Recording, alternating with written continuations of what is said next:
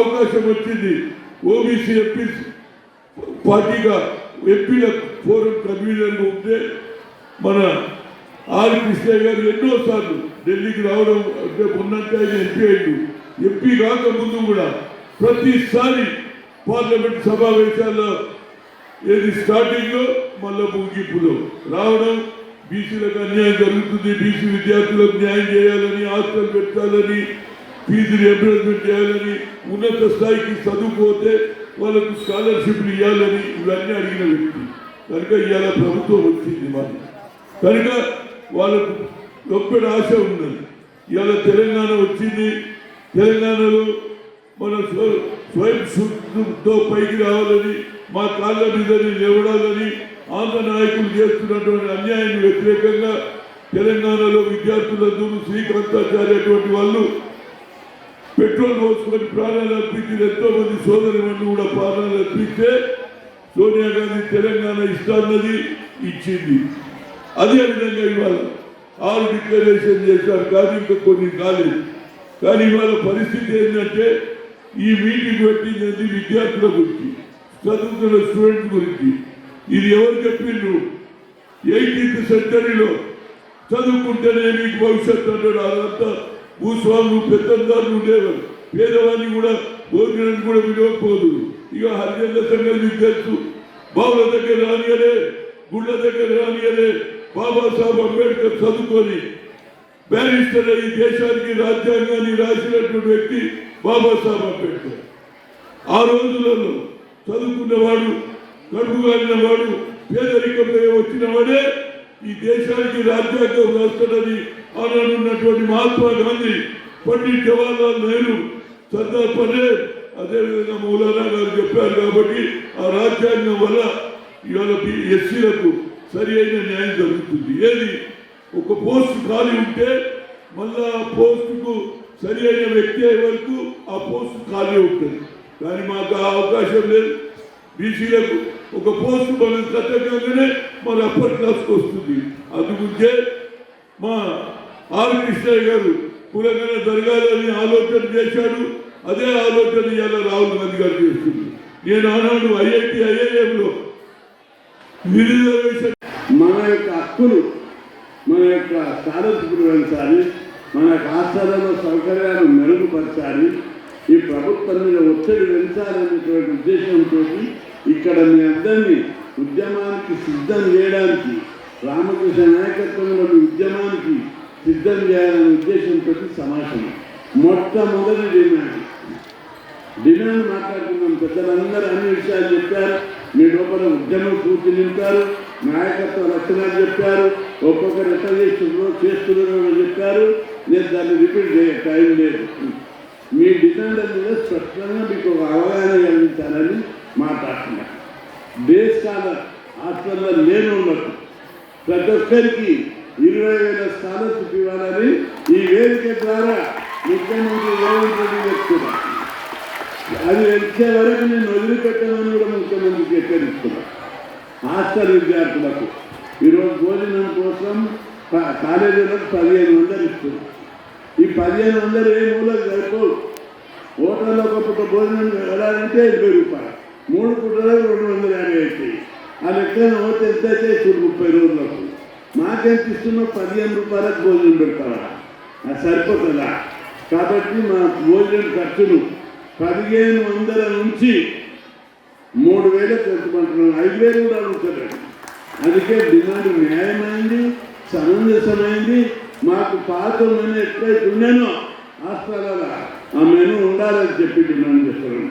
అట్లే పాఠశాల విద్యార్థులకు, గురుకుల విద్యార్థులకు మెచ్చార్జీలు రెట్టింపు చేయాలని చెప్పి ఈ వేదిక ద్వారా ముఖ్యమంత్రి డిమాండ్ చేస్తున్నాను. ఈ మధ్య అడావిడి చేస్తున్నారు. హాస్టల్ బాగాలేవు, గురుకులాలు. మమ్మల్ని ఎందుకు బాగా చేస్తావు? పైసలు పెంచాలని. పైసలు పెంచితే మంచి ఫుడ్ వస్తాయి, మంచి సౌకర్యాలు వస్తాయి. అన్నిటి మీద సమీక్ష సమావేశాలు జరిపారు. హాస్టళ్ళ మీద, గురుకుల పాఠశాల మీద సమీక్ష సమావేశం జరపాలి. నీకు డబ్బా కొట్టే అధికారులతో కాదు, ప్రజా సంఘాలతో, పక్షాలతో, ముఖ్యమైన నాయకులతో సమీక్ష సమావేశం జరుపుతారు. నీకు డబ్బా కొట్టేటప్పుడు ఏం చెప్తారు? వాళ్ళు హాస్టల్ ఎత్తేయాలని చెప్తారు. గురుకులాలు ఎత్తేయాలి, సెమీ గురుకులాలు పెట్టాలని చెప్తారు. అదేవిధంగా సొంత భవనాన్ని కట్టాలని చెప్పారు, ఫీజు రియంబర్స్మెంట్ ఎత్తేయాలని చెప్తారు. ఇవి ఈ స్కీమ్లు ఎవరు తరంగా ఎత్తేయడం, డబ్బా కొట్టి మంచి పోస్టులు కొట్టాలి, మంచిగా పైరులతో ఉన్నప్పుడు 74, 75 సంగతి. అప్పుడు కూడా అప్పుడప్పుడే మరి బీసీలు చాలామంది విద్యార్థులు వచ్చేవాళ్ళు కాదు. ఎందుకు వచ్చేవాళ్ళు కాదంటే ఈ స్కాలర్షిప్ సౌకర్యం లేనప్పుడు. స్కాలర్షిప్ సౌకర్యం లేకపోవటం చేత చాలామంది విద్యకు దూరంగానే ఉన్నారు. అప్పుడప్పుడే కొంతమంది విద్యార్థులు వస్తున్నారు, కానీ చదువుకోవడానికి చాలా కష్టపడవలసి వచ్చారు. వాళ్ళందరూ కూడా పొద్దున్న లేచి ఆ క్యాంపస్ చుట్టుపక్కల చిన్న చిన్న పనులు చేసుకుంటూ, సాయంకాలాలు బయటికి పోయి పనులు చేసుకుంటూ, మధ్యాహ్నం అంతా కూడా యూనివర్సిటీ విద్య మీద వాళ్ళు దృష్టి పెట్టారు. అంటే బయటికి పోయి పని చేసుకుంటే తప్ప మరి చదువుకోవటం సాధ్యం కాని పరిస్థితులు. ఇప్పటికి కూడా అదే పరిస్థితి ఉండటం చాలా దురదృష్టకరం. కాకపోతే విద్యార్థుల సంఖ్య పెరుగుతున్నది. ఆర్ కృష్ణన్న లాంటి వాళ్ళు, తర్వాత వామపక్ష విద్యార్థి సంఘాలు చేసిన పోరాటాల వల్ల చాలా సాంఘిక సంక్షేమ హాస్టళ్ళ వసతులు పెరిగినాయి, హాస్టళ్ళు కూడా పెరిగినాయి, యూనివర్సిటీలో కూడా స్కాలర్షిప్లు వచ్చినాయి. అవన్నీ వచ్చిన తర్వాతనే చదువుకోవటానికి అవకాశాలు పెరిగినాయి. కొంత స్వేచ్ఛగా బయట పని చేయవలసిన అవసరం లేకుండా విద్య మీద దృష్టి పెట్టి చదువుకొని చాలామంది ఉన్నత ఉద్యోగాలు సాధించడం కూడా వీలు పడి.